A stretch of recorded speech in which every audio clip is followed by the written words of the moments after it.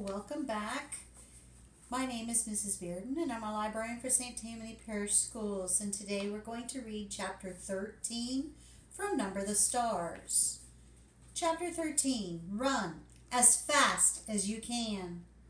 Still moving quietly so as not to wake her sister, Annemarie sped down the stairs and through the kitchen door. Her foot caught the loose step and she faltered for a moment, righting herself, then dashed across the ground to the place where her mother lay. "Mama," she called desperately. "Mama!" "Shh," Mama said, raising her head. "I'm all right." "But Mama, what's wrong? What happened?" Her mother pulled herself to a sitting position. She winced in pain. "I'm all right, really. Don't worry. And the Rosens are with Henrik.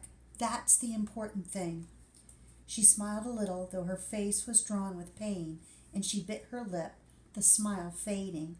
"We got there quite quickly, even though it was still so dark, and it was difficult for the Rosens, not knowing the path. Henrik was there waiting on the boat, and he took them aboard and down below so quickly to the cabin that they were invisible in an instant. He said the others were already there. Peter got them there safely, too. So I turned and hurried home. I was so anxious to get back to you girls. I should have been more careful." Talking softly, she brushed some grass and dirt from her hands. "Can you believe it? I was nearly here, well, maybe just halfway, when I tripped over a root and went sprawling." Mama sighed. "So clumsy," she said, as if she were scolding herself. "I'm afraid my ankle is broken, Annemarie." "Thank goodness it is nothing worse. An ankle mends, and I am home, and the Rosens are with Henrik." "You should have seen me, Annemarie," she said, shaking her head with a wry look. "Your proper mamma, crawling inch by inch. I probably looked like a drunkard." She reached for Annemarie's arm. "Here, let me lean on you. I think if you support me on this side, I can make my way up to the house.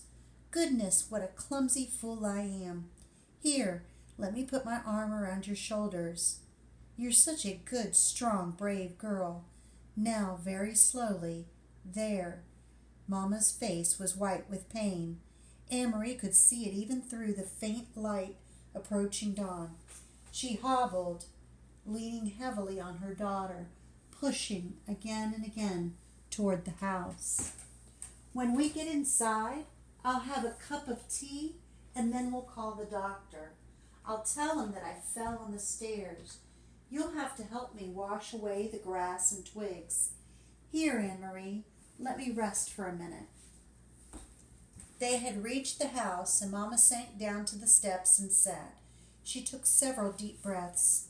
Annemarie sat beside her and held her hand. "Mama, I was so worried when you didn't come back." Mama nodded. "I knew you would be.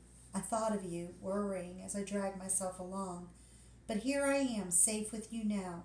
Everything is fine. What time is it?" "It must be 4:30 or close to it." "They will sail soon." Mama turned her head and gazed across the meadow to the sea and the vast sky above it. There were no stars now, only the gray, pale sky with pinkness at its border. Soon they will be safe too. Annemarie relaxed. She stroked her mother's hand and looked down at the discolored, swollen ankle. "Mama, what is this?" she asked suddenly, reaching into the grass at the foot of the steps. Mama looked. She gasped. "Oh my God," she said. Annemarie picked it up. She recognized it now and knew what it was. It was the packet that Peter had given to Mr. Rosen. Mr. Rosen tripped on this step, remember?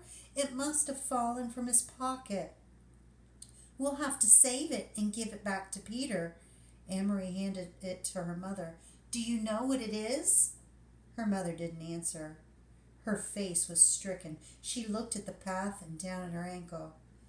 "It's important, isn't it, Mama?" "It was for Uncle Henrik, I remember. Peter said it was very important. I heard him tell Mr. Rosen." Her mother tried to stand, but fell back against the steps with a groan. "My God," she murmured again. It may have all been for nothing. Annemarie took the packet from her mother's hand and stood. I'll take it. I know the way, and it's almost light now. I can run like the wind. Mama spoke quickly, her voice tense. Annemarie, you go into the house and get the small basket on the table. Quickly, quickly. Put an apple into it and some cheese. Put this packet underneath. Do you understand? Hurry. Annemarie did instantly as she was told. The basket, the packet at the bottom. She covered it with a napkin, then some wrapped cheese and apple. She glanced around the kitchen, saw some bread, and added that. The little basket was full. She took it to where her mother was. You must run to the boat. If anyone should stop you, who would stop me? Annemarie, you understand how dangerous this is. If any soldiers see you, if they stop you, you must pretend to be nothing more than a little girl. A silly, empty-headed little girl taking lunch to a fisherman, a foolish uncle who forgot his bread and cheese. Mama, what is it in the bottom? But her mother still didn't answer the question. Go, she said. Go right now and run. Run as fast as you can. Annemarie kissed her mother quickly, grabbed the basket from her mother's lap, turned, and ran toward the path. And that is the end of chapter 13. The next time we read, we will have chapter 14 called On the Dark Path. Remember, keep learning and keep reading.